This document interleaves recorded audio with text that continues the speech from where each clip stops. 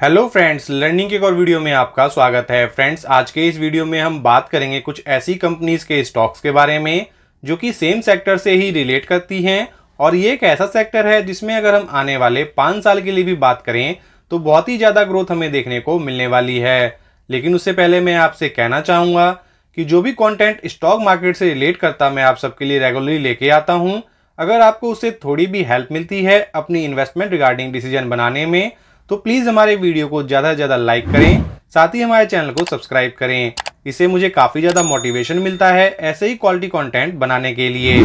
तो चलिए आज के डिस्कशन को स्टार्ट करते हैं और बात करते हैं आज के अपने टॉपिक की, जिसके थ्रू हम बात करने वाले हैं ऑटो एंसिलरी सेगमेंट की। मेनली ये companies auto component and parts provide कराती हैं ऑटोमोटिव इंडस्ट्रीज को। तो यहाँ पर मुझे ऐसा लगता है कि ऑटो एंसिलरी स्पेस में बिगर अपॉर्चुनिटी है as compare to automobile industries, because चाहे इलेक्ट्रॉनिक व्हीकल्स हो या चाहे ना हो, ऑटो कंपोनेंट एंड पार्ट्स की नीड हर एक व्हीकल को होती ही है। तो ऐसे में ऑटो एंसिलरी सेक्टर से रिलेट करती कंपनीज के पास ग्रोथ अपॉर्चुनिटी बहुत ही ज्यादा है आगे जाके बड़ी कंपनीज बनने की और बेहतर रिटर्न्स बनाकर देने की। तो ऐसे में अगर हम आने वाले 5 साल का टारगेट रखते हुए इन कंपनीज में अपनी इन्वेस्टमेंट प्लान करते हैं तो उससे हमें और भी ज्यादा प्रॉफिट मिलने वाला है और इसके थ्रू ही हम मल्टीपल रिटर्न्स इन कंपनियों से जनरेट कर सकते हैं। तो इसलिए जानने के लिए कि कौन सी हैं वो टॉप ऑटो एंसिलरी सेक्टर से रिलेट करती कंपनीज, बने रहिएगा हमारे साथ। वीडियो को बिना स्किप किए पूरा एंड तक जरूर देखिएगा। आज की हमारी पहली कंपनी का मार्केट कैप 1885 करोड़ का है और स्टॉक पी बहुत ही बढ़िया 22.6 का है और इंडस्ट्री पी 33 का है, यानी कि कंपनी का वैल्यूएशन अभी काफी अट्रैक्टिव है। इसके ROCE 21.4% और ROE 17.2% का है और कंपनी का डेट टू इक्विटी बहुत ही बढ़िया 0.18 का एंड 396 का ऑल टाइम हाई लगाने के बाद अभी ये 305 रुपए के लेवल पर ट्रेड कर रही है। इसके अलावा प्रमोटर के पास 58.4% की होल्डिंग है और साथ ही FII के पास नेग्लिजिबल होल्डिंग देखने को मिलती है।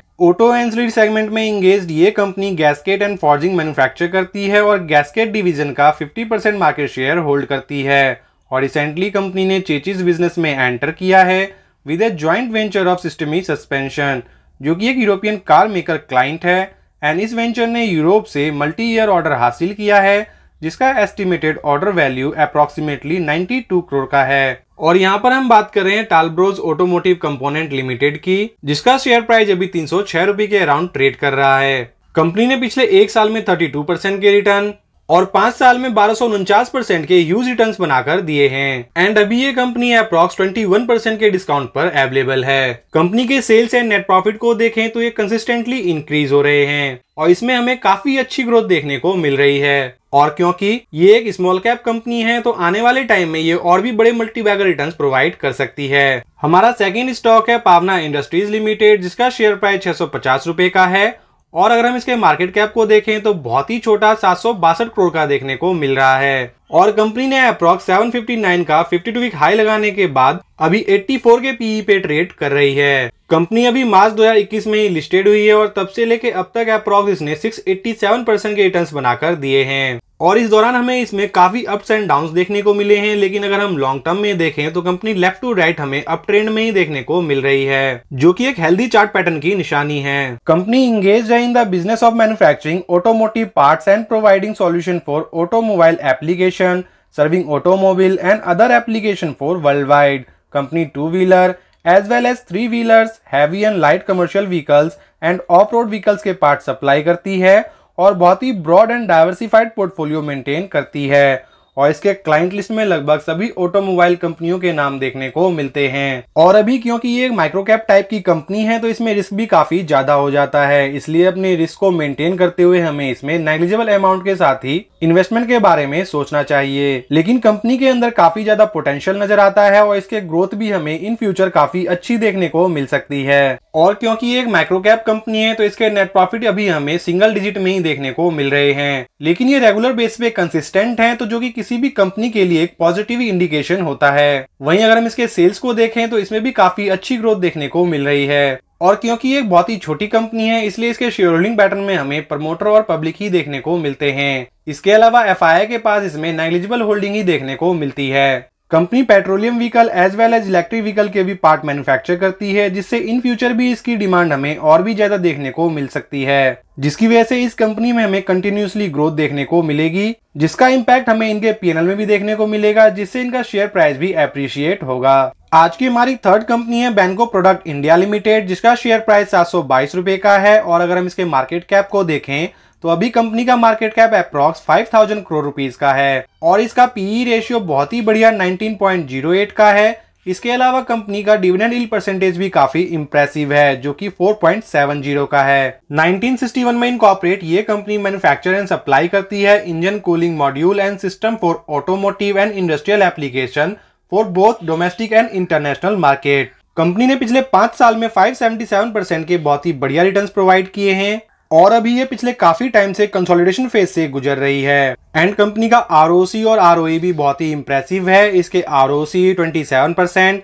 एंड आरओई 26.9% का है। कंपनी का डेट टू इक्विटी भी 1 से नीचे का है और प्रमोटर होल्डिंग 67.9% का है। इसके साथ ही साथ एफआईआई के पास 3.08% की होल्डिंग एंड डीआईआई के पास 0.18% की होल्डिंग है। अप्रॉक्स 5000 करोड़ मार्केट कैप वाली इस कंपनी का सेल्स अभी 2800 करोड़ के अराउंड है और इसका नेट प्रॉफिट भी काफी कंसिस्टेंट है, जिससे हम अंदाजा लगा सकते हैं कि कंपनी अपना बिजनेस बहुत ही बेहतरीन तरीके से कर रही है। और अभी 13 नवंबर को कंपनी के सेकंड क्वार्टर के नंबर आने हैं, इसलिए कोई भी इन्वेस्टमेंट डिसीजन प्लान करने से पहले हमें इसके नंबर को देख लेना चाहिए। हमारी फोर्थ एंड लास्ट कंपनी है एसजेएस एंटरप्राइजेज लिमिटेड, जिसने पिछले 1 साल में 76% के रिटर्न और नवंबर 2021 में लिस्टेड होने के बाद अभी तक 162% के रिटर्न प्रोवाइड कर चुकी है। और अभी हम देखें तो कंपनी अभी अपने ऑल टाइम हाई पे ही ट्रेड कर रही है, लेकिन इसके बावजूद भी अभी कंपनी का वैल्यूएशन हमें काफी अट्रैक्टिव देखने को मिलता है और प्रेजेंट में कंपनी का पीई रेशियो 37.75 का है। ये एक लीडिंग प्लेयर है इंडियन डेकोरेटिव एस्थेटिक इंडस्ट्रीज में। ये automotive and consumer appliance industries में wide range of product portfolio की मैन्युफैक्चरिंग,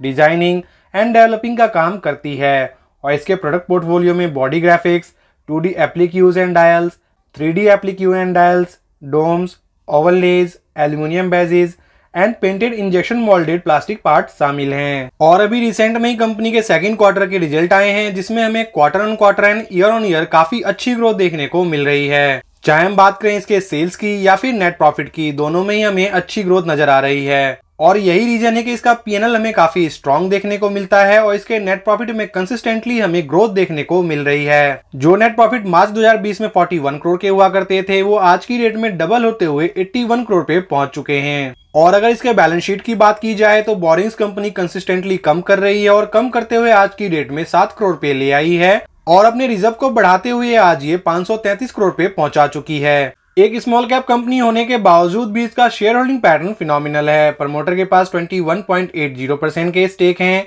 एफआईआई के पास 16.72% के स्टेक और डीआईआई के पास 30.08% के स्टेक हैं। कंपनी के सभी पैरामीटर्स कमाल के हैं, साथ ही साथ इसका बिजनेस भी एवरग्रीन है। इसके अलावा इसका शेयर होल्डिंग पैटर्न भी हमें जबरदस्त देखने को मिल रहा है। तो इस टाइप की कंपनी को हम स्मॉल क्वांटिटी के साथ बाय ऑन अप के बारे में भी सोच सकते हैं और इन फ्यूचर जब ये बाय ऑन डीप का मौका दे तो उस टाइम पे हम इसमें अच्छी खासी एक्युमुलेशन कर सकते हैं।